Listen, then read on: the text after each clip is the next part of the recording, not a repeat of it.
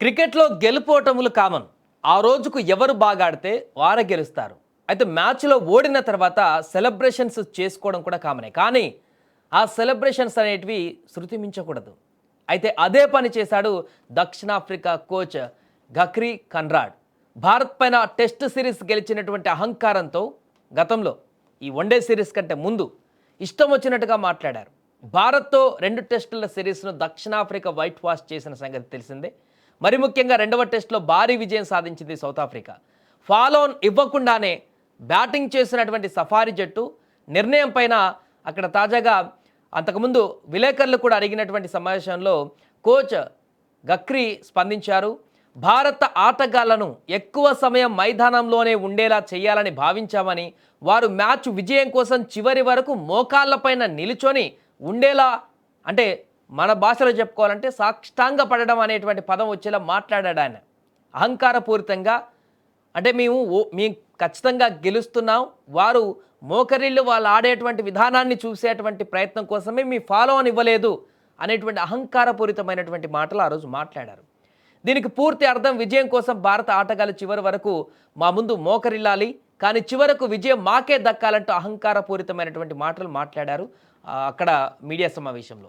అయితే అప్పట్లో ఆ వ్యాఖ్యలు తీవ్ర చర్చకు దారితీయగా వాటికి ఇప్పుడు వన్డే సిరీస్లో భారత విజయంతో సమాధానం చెప్పినట్టుగా మారింది. ఇప్పుడు షక్రీ వ్యాఖ్యలకు భారత క్రికెట్ అభిమానులు కౌంటర్ ఇస్తున్నారు. మా సీనియర్ క్రికెటర్ల ముందు మీ వేషాలు పనికిరావంటూ చురకలంటించారు.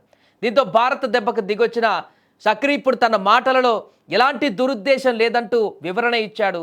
అలాంటి పదాలకు ఉపయోగించినందుకు చింతిస్తున్నానంటూ పరోక్షంగా భారత్కు క్షమాపణలు చెప్పాడు ఆయన. తన ఉద్దేశం అది కాదు, దీంట్లో ఇంత మీనింగ్ ఉంటుంది, ఇంత అర్థం ఉంటుంది, ఇంత బాధ కలిగిస్తుంది క్రికెట్ అభిమానులకు అని చెప్పేసి నేను అనుకోలేదంటూ ఇప్పుడు వన్డే సిరీస్ ఓడిపోయిన తర్వాత, భారత క్రికెటర్ల సత్తా ఏంటో తెలిసిన తర్వాత, రోహిత్ కోహ్లీ ఎంట్రీ ఇచ్చిన తర్వాత, వారి ప్రతాపం ఏంటో చూపించిన తర్వాత, వారి ముందు సౌత్ ఆఫ్రికా ఎప్పటికైనా మోకరిల్లాల్సిందే అన్నటువంటి విషయం తెలిసిపోయిన తర్వాత, 3 వన్డేల సిరీస్ని 2-1తో ఓడిపోయిన తర్వాత ఇప్పుడు తన బుద్ధి మార్చుకొని ఇకనైనా మొన్న టెస్ట్ సిరీస్ గెలిచిన తర్వాత మాట్లాడినటువంటి మాటలు వెనక్కి తీసుకోకపోతే తీవ్రమైనటువంటి పరిణామాలు ఇండియా క్రికెట్ అభిమానుల నుంచి వస్తాయనేటువంటి ఉద్దేశంతో ఈరోజు దాన్ని సరిదిద్దుకునేటువంటి ప్రయత్నం చేశాడు.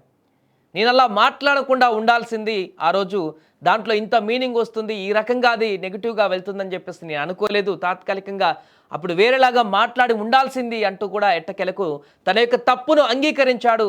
తన యొక్క మాటలను చింతిస్తున్నట్టుగా చెప్పాడు, ఇండైరెక్ట్గా క్షమాపణ చెప్పాడు తన మాటకు సంబంధించి. అందుకే అంటారు, పూర్తిగా ఒక విజయాన్ని చూసి లేకుంటే ఒక వచ్చినటువంటి సందర్భాన్ని చూసి విర్రవీగితే తర్వాత వచ్చేటువంటి పరిణామాలకు ఇలాంటి పరిస్థితులు ఎదురవుతాయి. ఎప్పుడైనా కూడా ఓర్పుతో ఉండాలి. విజయం వచ్చినా ఓటమి వచ్చినా ఏది వచ్చినా కూడా దాన్ని తీసుకొని సగర్వంగా నిలబడేటువంటి సత్తా ఉండాలి.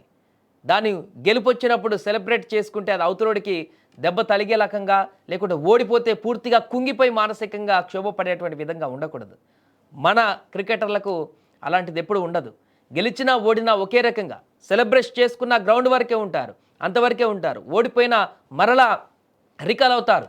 అందుకనే వైట్ వాష్ సౌత్ ఆఫ్రికా తర్వాత టెస్టులో మరలా వన్డేలో పికప్ అయ్యారు. అద్భుతంగా రాణించి మాకు అడ్డే లేదంటూ ముఖ్యంగా రోకో వీరిద్దరు సృష్టించినటువంటి బీభత్సమైనటువంటి పరుగుల వరద ప్రపంచంలో మిగతా క్రికెట్ జట్లన్నిటికీ కూడా ఒక హెచ్చరిక. ఇప్పుడు 2027 వరల్డ్ కప్లో ఇంకా మేము ఉంటాం అనేటువంటి ఒక హెచ్చరికను పంపించారు. అందుకే ఇంతకు మించి ఇంకెక్కువ పెట్టుకుంటే తర్వాత వచ్చేటువంటి సౌత్ ఆఫ్రికా దగ్గర జరగబోతుంది అనుకుంటా 2027 వరల్డ్ కప్. అక్కడ తీవ్రమైనటువంటి పరిణామాలు, ఎందుకంటే భారతీయ క్రికెటర్లను గెలికితే ఎలా ఉంటుందనేది 2007లో యువరాజ్ సింగ్ చూపించాడు.